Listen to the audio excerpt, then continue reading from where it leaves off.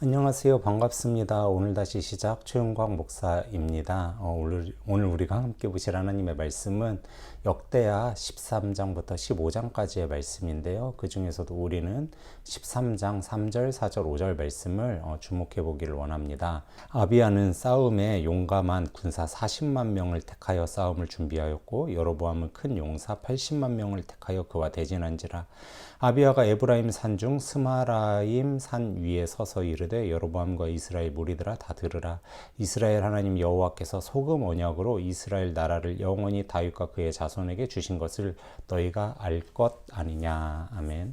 네, 오늘 본문에 보면은 남유다 아비야 왕하고 그 다음에 북이스라엘이 이제 전쟁을 치르는 그러한 장면입니다. 남유다 아비 양은 훨씬 더 불리한 조건에서 이제 전쟁을 치르는데요. 수적 열세에 빠져 있죠. 남유다의 이 군사력은 40만 명이었다라고 이야기하고 있고 북이스라엘은 80만 명이었다라고 이야기하고 있습니다. 그러니까 2배 더 북이스라엘이 많은 거죠. 40만하고 80만하고 전쟁하는 것은 지금 우리가 보고 있는 러시아와 우크라이나 전쟁과 비견할 수 있을 것 같아요. 그래서 러시아가 훨씬 더 강대국이고 이제 우크라이나가 약소국인 것처럼 이때 당시에 남유다는 훨씬 약소국이었습니다. 그럼에도 불구하고 아비야가 당당하게 전쟁을 치를 수 있었던 것은 아비야가 믿는 구석이 있었기 때문입니다. 아비야의 믿는 구석은 무엇이냐면 여호와 하나님입니다. 아비야는 여호와 하나님을 믿었습니다. 그러면서 백성들에게 뭐라고 얘기하냐면 우리가 수적 열세에 빠져 있지만 그래서 질 것이 너무나 자명한 사실인 것 같지만 우리에게는 소금 언약이 있다. 그렇기 때문에 우리는 두려워할 게 없다라고 아비야가 이야기를 합니다. 그러면 우리가 여기서 알아야 되는 게 아비야가 그렇게 의지하고 있는 이 소금 언약이 무엇인지에 대해서 알아야 되는데요. 소금 언약하면 굉장히 생소하잖아요. 그렇죠?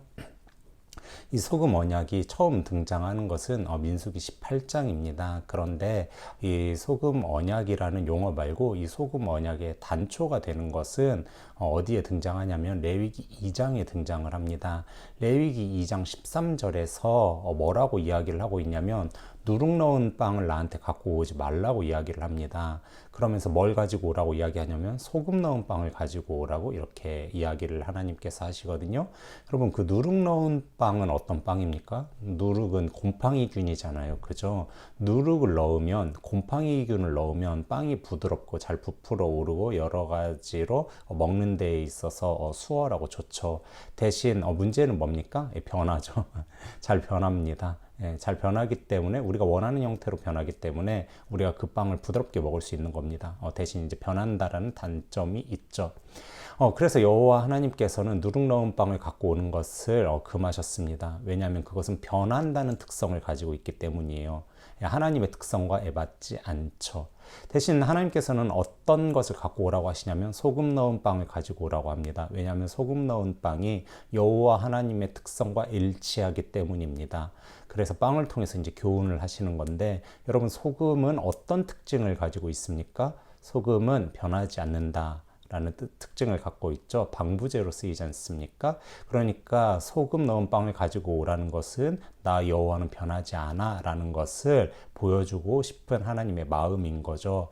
소금 언약도 동일한 겁니다. 소금 언약도 나는 변하지 않는 하나님이야 라는 것을 이제 이스라엘에게 보여주려고 하는 거고, 그리고 나의 언약은, 나의 약속은 영원해. 나는 변하지 않는 하나님이야 라는 것을 이 소금 언약을 통해서 하나님께서 상징적으로 우리에게 말씀해 주고 계시는 거죠. 그러면 소금 언약에 대해서 조금 더 이제 그 특징을 알았으니까 구체적으로 민수기 18장을 보면서 알아보기를 원하는데요. 제가 민수기 18장 19절을 읽어드리도록 할게요. 이스라엘 자손이 여호와께 거제로 드리는 모든 성물은 내가 영구한 몫의 음식으로 너와 내 자손에게 주노니, 그러니까 너네가 나한테 제사를 드리면 바치면 내가 영원히 그 몫을 너희한테 갚겠다라고 이렇게 이야기를 합니다. 그러면서 이는 여호와 앞에 너와 내 후손에게 영원한 소금 언약이니라 이렇게 이야기를 하고 있어요. 그러니까 아주 쉽게 얘기하면 너네가 나를 잘 섬기면 내가 너네를 영원히 지켜줄 거야 라는 이야기가 이 소금 언약인 거죠. 이 소금 언약에 지금 남유다가 기대고 있는 겁니다. 수적 열세에 빠져 있지만 이 전쟁에서 질 게 너무나 자명하지만 그럼에도 불구하고 영원히 여호와를 경외하면 영원히 지켜주시는 그 하나님을 우리가 신뢰하자 이렇게 말하면서 남유다가 똘똘 뭉치고 있는 거죠. 우리도 살아가면서 열세에 빠져 있는 경우가 굉장히 많이 있습니다. 열세에 빠져 있을 때 우리에게 하나님이 계시다라는 게 얼마나 놀라운 일인지 모르겠어요.